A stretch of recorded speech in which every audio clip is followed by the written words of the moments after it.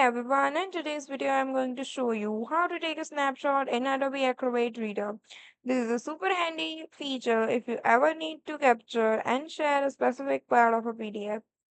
So let's get started.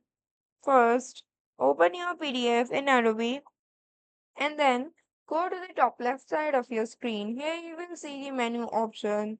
From the drop down menu, you will see the Undo, Reader and More option. Now here you have to select the Take a Snapshot option.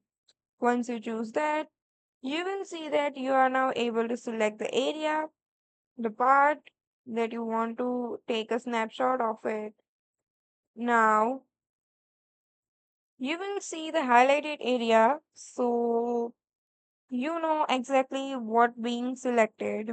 Once you release the mouse, Acrobat will automatically copy the area to your clipboard. Now your snapshot is ready to paste anywhere, whether it's that into a mail or a Word document or even a chat. You just use the regular paste shortcut like Control V on your Windows or Command plus V on Mac. For example, let's paste this into Word document. So just press Ctrl plus V, and as you can see that the content which we are selected is successfully pasted, and that's it.